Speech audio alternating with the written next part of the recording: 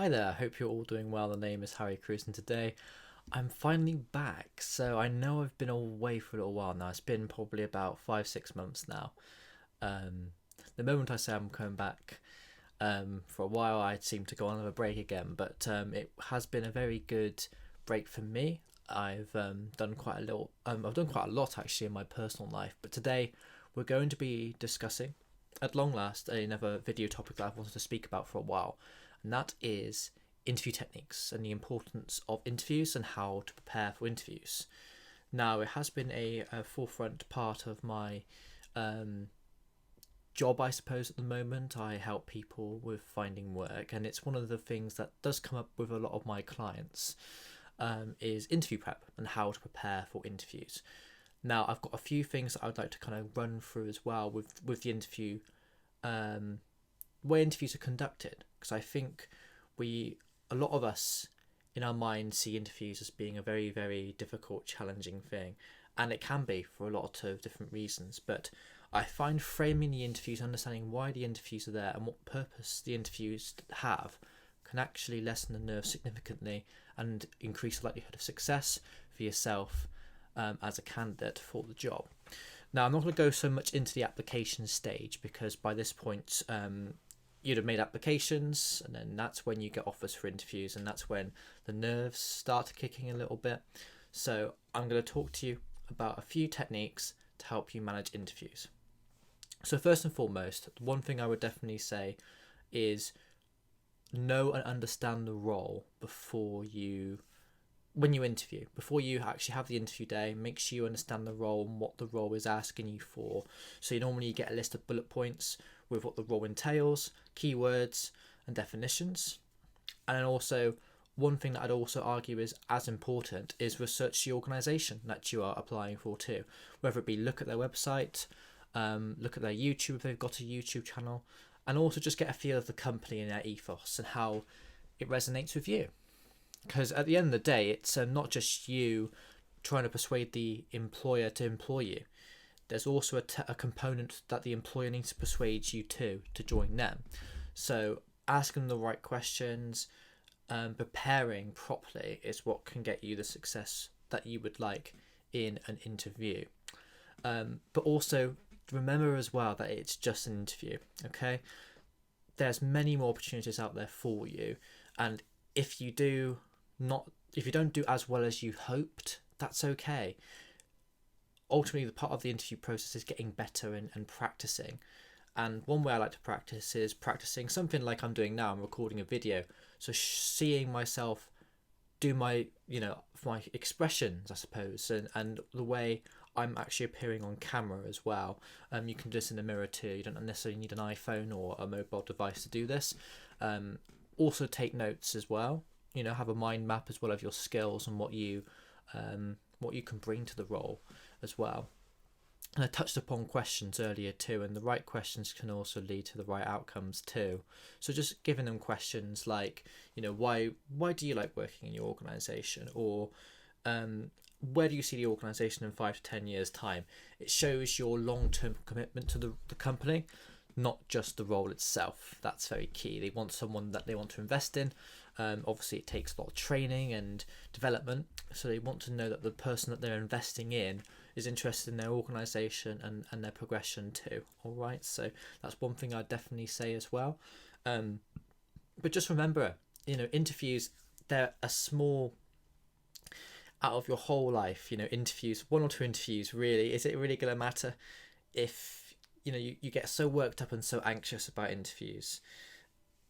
Or maybe not. Maybe you're the sort of person that actually thrives off a little bit of stress and pressure, but the majority of us don't like the confrontation of a panel. Normally it's not just one person, but it's at least 2 people. And you get the occasional interviews too where you're speaking to around 3 people or even more than that, and you're having to do extra tasks alongside your interview as well, such as a presentation. I've done an interview before where it actually took me around an hour and a half, an hour and 45 minutes to complete the interview, which is actually quite a long time, partly due to the tasks I had to do additionally and the presentation as well. And one thing I definitely invest in too, if your role is, I suppose, there's an element of the role which involves presentation work, practice presentations. Have a look, get some advice videos on presentations and how you communicate, because they are an essential part of society, not just your role or any job.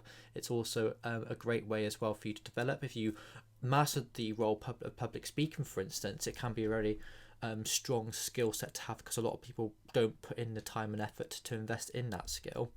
And I'm not saying you have to, but I'm saying that it's definitely a skill that I would recommend investing in as well. But interviews, they're quite a challenge. One thing I'd also recommend doing as well is research the location beforehand. Even if you think you know where it is, you never know what happens. Plan your route, use Google Maps if necessary to plan your route. Make sure you get there on time. I try and get there a quarter of an hour early. 15 minutes early, not too early, but that sounds about right. As well, if you can drive, if you're getting a bus, make sure you just are aware of the routes, the location of the place too.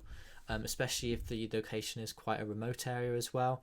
You want to make sure that you get there on time, because it just shows a good impression as well. All right. So, obviously interviews are one of those things where if you've done so many applications, interviews are an exciting prospect, but at the same time, they're also a nerve-wracking one, because there's this thought in the back of your mind saying, oh, I'm not good enough, I don't know what I'm going to be, what should I do if I do get the job? There's so many thoughts and sometimes negative spirals that can happen and occur from interviews. But one thing I'd say is just focus. If you know when your date is for your interview, don't ponder too much into the future. You've got the present moment now to sort some things out, and if they've asked you to send them any ID scans and certificates, education certificates for evidence, get that all sorted in plenty of time before the actual interview day, so you can spend the evening before not panicking and rushing around, doing presentations, scanning all the documents that you need, getting the ID necessary. Get that all in place beforehand, at least a couple of days before the interview date. Is what I would recommend to do. One thing I'd also recommend as well is make sure you've got the ID necessary. Now, there's some jobs which require about 3 to 4 different types of ID due to DBS checks, which depending on the role you're going for, is a requirement to make sure that you've got a clear history, I suppose, of things. But one thing I'd also say too, is just make sure the ID is all secure and sorted. And if you have changed your name, if you've got married recently, or if you've changed your name at the office, at the government office, I would recommend as well making sure you've got proof of evidence of change of name. Then it will reaffirm your ID as well. So the usual ID types of passport, birth certificate, driver's license, these sorts of things. Okay. You can also give a P60 or a P45 as well, at least in the UK, which is essentially your monthly or annual payment slips, which you can also send off to as proof of evidence. You can also send off as well if you've got a proof of address letter within 3 months, normally would be fine, whether it be a financial statement or national insurance letter, etc. And if you're a student, I believe a student finance letter would also work with that too, if you've borrowed money for any tuition or maintenance loans as well. So just take that into consideration as well. All right. But interviews, also dress code, very important, dress code. Okay, depending on the company you're going for, some companies are quite more lax and relaxed, and they can tell you the dress code. It can be smart casual. It might just be a very casual one where you just have to turn up and you can wear fairly formal clothes, or casual clothes at that as well, is what I meant to say there. But depending on the nature of the company, they tend to I just tend to recommend just be smart anyway. Even if they have said casual clothes, always wear something at least smart casual, like a polo shirt or something like that. But in most cases, I'd definitely say, if you've got suits, for guys or for girls, get yourself some smart clothes as well. I'd recommend doing that too. It just gives a good impression and it makes you feel good before as well. Your confidence level is a bit higher as well, because you feel prepared. You look the part basically for the interview too. There's a saying which says, "Oh, be yourself." All right, be yourself and you'll be fine. Now, if you be yourself, if you're a natural person for interviews, then be yourself might be a good bit of advice, but I know that term can be quite vague and it can put people off, and it can be quite an anxious thing to say to someone, oh, just be yourself, you'll be fine, before something eventful happens, whether it be an interview or something else. But one thing I would definitely say is, you've got to take into consideration your own value system and if it marries up with the business as well. And one thing I would also say is, if you've got a vibe or a sixth sense about the organizational company that you think it doesn't align with your values or it isn't for you, then I recommend just take into consideration and pause and see if you whether you'd actually enjoy working there and if you would like the job. Remember, there are plenty of opportunities out there for yourself, so don't just take anything. Okay, I mean that. All right. So there's literally so much going out there. If you know where to look, you'll be able to find the places. And one thing I will also say as well, if you are looking for applications, if you're looking for an interview and you're struggling to get interviews, sometimes just copying or printing off loads of CVs and walking around town or where you live can work wonders, especially if you're quite charismatic in your way and you quite like talking to people, knocking on doors, in the shops, just going in and just saying, hey, is there an application, is there a way that I can speak to a manager?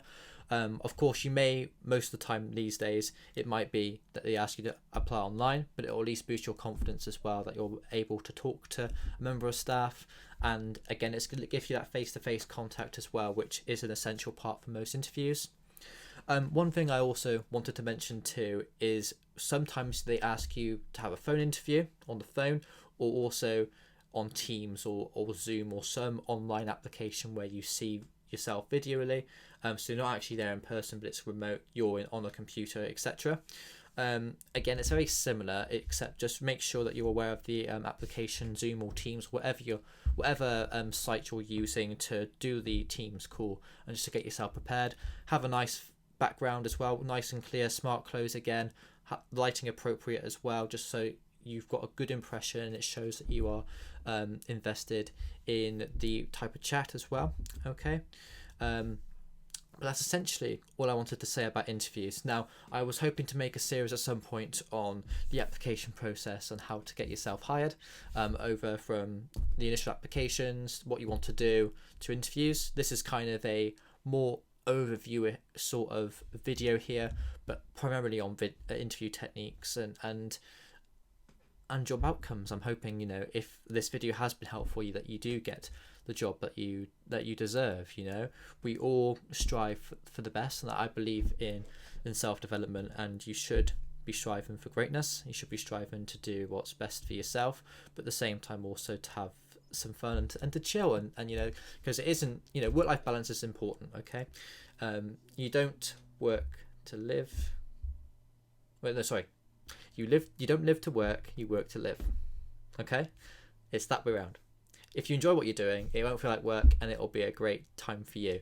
Pick a job that you're happy with. Don't just pick a job because of the money. Although I know it's a temptation to fall into that trap, considering, cost of living has gone up across the globe, especially in the United Kingdom as well. So it's something to consider, definitely. Of course, we live in a capitalist society, but at the same time, remember, your happiness is the ultimate goal here. Okay? So I hope this video has been helpful for you, and I hope, if you do like this video, please like and subscribe. I'm hoping to finish my City of Thieves Fighting Fantasy playthrough as well, although that has been quite there's been a lot of stops and starts with that one, in terms of breaks for myself personally, but I'm hoping to get back at it this year. But if you do like this video, please like and subscribe. There'll be more content like this, focusing especially on personal and professional development, and I wish you all well. You take care. Goodbye.